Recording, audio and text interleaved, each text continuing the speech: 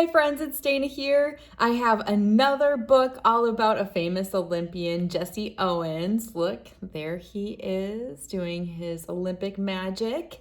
And so I hope you enjoy reading along and learning all about Mr. Jesse. He's pretty incredible. Here we go. It's a picture book of Jesse Owens by David A. Adler.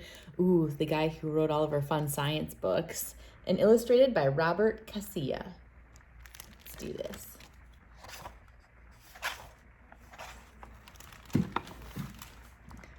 Jesse Owens was born on September 12, 1913, on a small farm in Oakville, Alabama. He was given the name James Cleveland. His nickname was JC. JC's grandparents had been slaves. His parents, Henry and Mary Emma Owens, were sharecroppers. They farmed on another man's land and shared with him their small crop of corn and cotton. JC's parents lived with many children in the house that JC later described as wooden planks thrown together. The roof leaked. In winter, cold wind blew through the walls. In summer, the house was so hot, JC felt he could hardly breathe. JC was skinny and often sick, with what his family called a devil's cold. It was probably pneumonia. There was no money for doctors or medicine, so to cure JC's illness, his mother wrapped him in a cloth and put him by the fireplace. A large lump once appeared on JC's leg. His mother cut it out with a hot kitchen knife. JC said later that that's when he learned the meaning of pain. When JC was about 9, his family moved to what his mother said would be a better life. They moved north to Cleveland, Ohio. On JC's first day of school in Cleveland, his teacher asked him his name. J.C. Owens, he said. She thought he said Jesse and wrote that in her book. From then on, he was known as Jesse Owens. In Cleveland, Jesse's father and older brothers worked in a steel mill. His mother worked washing clothes and cleaning houses. Jesse worked too, sweeping floors, shining shoes, watering plants, and delivering groceries. Even with the whole family working, the Owenses were still very poor. In 1927, Jesse entered Fairmount Junior High School. There he met Charles Riley, a gym teacher and coach of the track team. Riley saw Jesse run in gym class and asked him to train for their track team. Because Jesse worked afternoons, he met the coach every morning before school. Jesse felt very close to Coach Riley and called him Pop.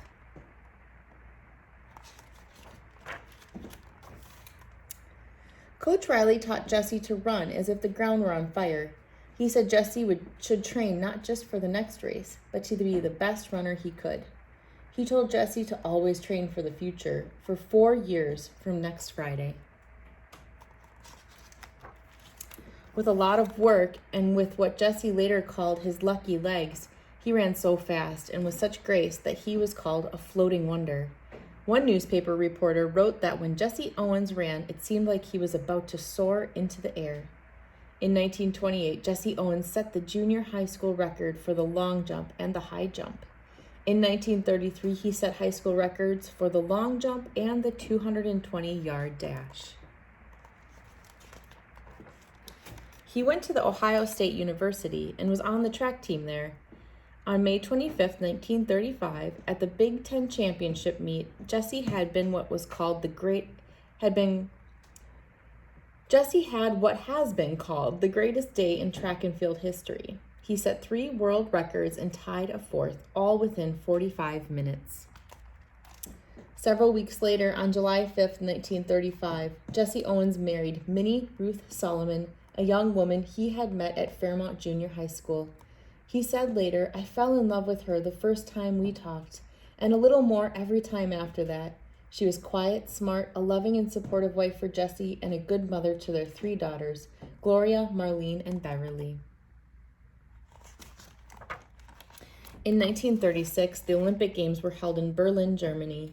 Adolf Hitler, the German Nazi leader at the time, said native Germans were part of a master race, that blacks and especially Jews were inferior.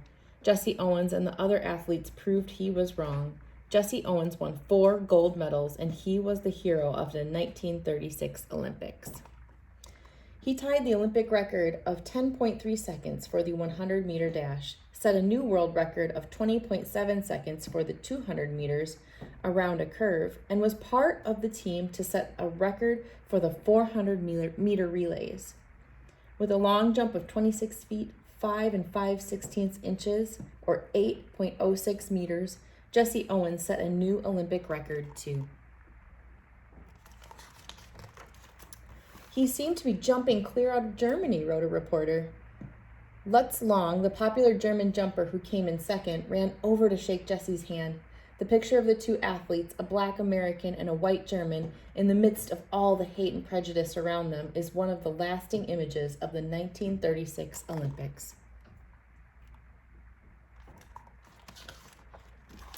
There was a parade in Cleveland to welcome Jesse Owens home, and in New York City, he rode at the head of a ticker tape parade of the entire Olympic team. But there was prejudice too, and Jesse said that later, that when he returned to the United States, I couldn't ride in the front of the bus. I couldn't live where I wanted. In the years following Jesse's great victories at the 1936 Olympics, he worked as a playground director, made speeches, appeared on radio programs, and led a band of black musicians. He started the Jesse Owens Dry Cleaning Company in 1938, but it went out of business a year later. He continued to run, too, in exhibition races against baseball players, cars, motorcycles, dogs, and horses. Years later, he wrote that sometimes those races made him feel more like a spectacle than an athlete. But he also wrote, at least it was an honest living. I had to eat. Jesse Owens gave hundreds of speeches on the value of family, religion, and hard work. He was warm and friendly, and audiences loved to listen to him. Jesse Owens also wrote his autobiography in 2 books on issues facing the black community. In the first one, Black Think, My Life as a Black Man and White Man, he wrote, if the Negro doesn't succeed in today's America, it is because he has chosen to fail. 2 years later, in I Have Changed, he seemed more aware of the prejudice blacks faced every day and showed more understanding for those who fought for equality. For many years, Jesse Owens was called the world's fastest human, and he won many awards. In 1950, he was named the all-time greatest track and field athlete by the Associated Press. In 1976, President Gerald R. Ford gave him the Presidential Medal of Freedom. In 1979, President Jimmy Carter gave him the Living Legends Award.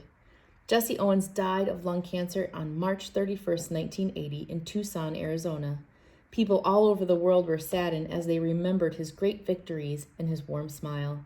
The races Jesse Owens ran were over in seconds, but the story of his rise from a poor sharecropper's son to a world hero has inspired young people to dream and to work hard to make their dreams come true.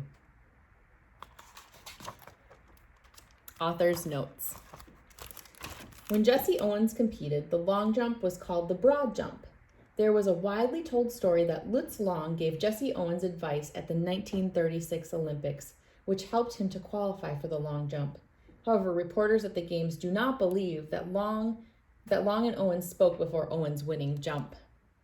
On August 8, 1936, the day of the 400-meter relay race, the United States Olympic Committee pulled Sam Stroller and Marty Glickman, 2 Jewish runners, off the team. They were replaced by Jesse Owens and Ralph Metcalfe, both black. In 1936, there were many anti-Jewish laws in Germany. Many observers believe Stoller and Glickman were pulled from the team to save the Nazis the embarrassment of having them win gold medals. Soon after Jesse Owens won his first medal, one newspaper wrote, "Hitler snubs Jesse." The story spread that Hitler congratulated other Olympic winners but would not shake hands with Jesse Owens because he was black. But the snub really came one day earlier. On the first day of the games, Hitler congratulated German and Finnish medal winners, but when Cornelius Johnson and David Albritton, black Americans, won gold and silver medals for the men's high jump, Hitler left the stadium. After that first day, he didn't invite any of the medal winners to his private area to congratulate them. Well, that just proves how great Jesse Owens was and maybe how bad Hitler was. Thank you so much for reading with me, friends. I hope you enjoyed reading all about Jesse Owens, and I hope that there are some great stories coming out of this Olympics here in Tokyo. Okay, talk to you later, friends. Bye.